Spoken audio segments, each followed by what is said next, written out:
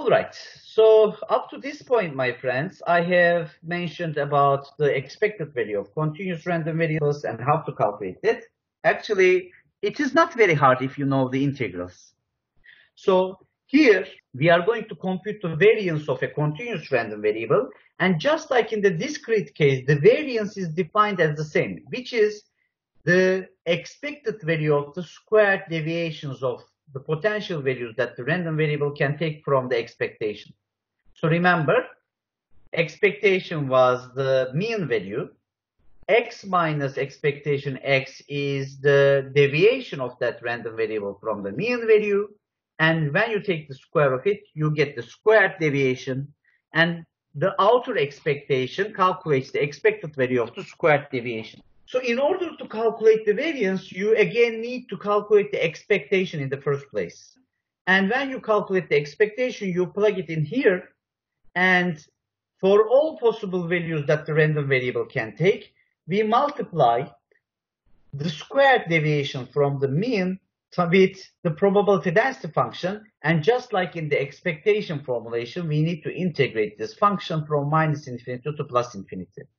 Or there is a much more convenience for the variance, which is the expected value of x squared minus square of the expectation. And the expected value of x squared is calculated by integrating x squared times the PDF from minus infinity to plus infinity, and square of the expectation is calculated again by expectation first, then you take the square of it. So this convenient formula again is equal to the classical formula of the variance. So both should give you the same result. In fact, when you expand this squared part and separate the integrals one by one, you are going to get the formulation in the second equation. So either one you use, I mean, which one is easier to calculate? It is up to you. Either one you can use. But mostly the second formula is easier to calculate when you compute the variance. But sometimes, especially when you are going to perform mathematical proofs of probability, the classical formulation is much more helpful to understand. However, for practical questions in which we calculate the variance of a random variable, the second formula, the convenient formula, is much easier to use. So let's solve question 25. In question 25, we are going to find the variance of random variable x, where the PDF of the random variable is defined as 2x within 0, 1 interval, and anywhere else it is 0. Remember, in the question 22, we have already computed the expected value of this random variable as 2 over 3. So if we want to use the convenient formula, the second part, the expected value, is already known. All we need to compute is the expected value of x squared, which is the integral of x squared times the PDF from minus infinity to plus infinity. And x squared times my PDF is 2 times x to the power 3 in 0, 1 interval. And you know, we are not supposed to calculate this integral at other regions except 0, 1 interval because the function is 0 there. And we are just going to integrate 2 times x to the power 3, and that becomes x to the power 4 over 2. And when you plug in the boundaries of the integral 1 and 0, you will get 1 over 2 as expected value of x squared. By the way, my friends, expected value of x squared is called the second moment of that random variable. So this is called the second moment of the random variable. Expected value of x is called the first moment, and expected value of x squared is called the second moment. Expected value of x to the power 3 is called the third moment of that random variable, and it goes on like this.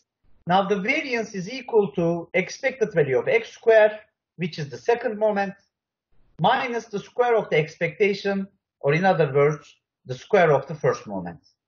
So if you subtract the square of the first moment from the second moment, you get to calculate the variance.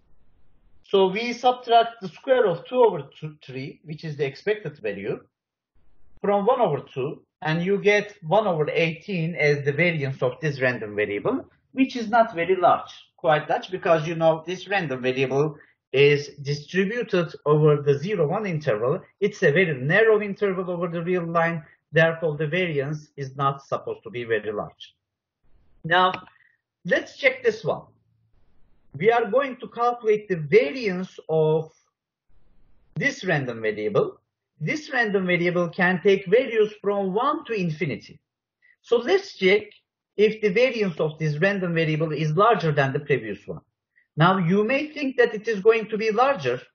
However, do not be very sure about this, because if the tail of this random variable is converging to 0 very fast, then this random variable may even have a smaller variance than the previous one, because it depends on the behavior of the function. You cannot come up with straightforward solutions. We know that theoretically this random variable can take any value from 1 to infinity, but it may be very, very less likely to get any value that is greater than 1.5, or let's just say 2, because the density function is going to get smaller and smaller if you increase x, right? Because in the denominator we have a strong power of x, x to the power 4. It may converge very fast to 0. So do not be sure about this, and let's calculate the variance of x. Remember, in question 23, we have already calculated that the expected value of x was 3 over 2.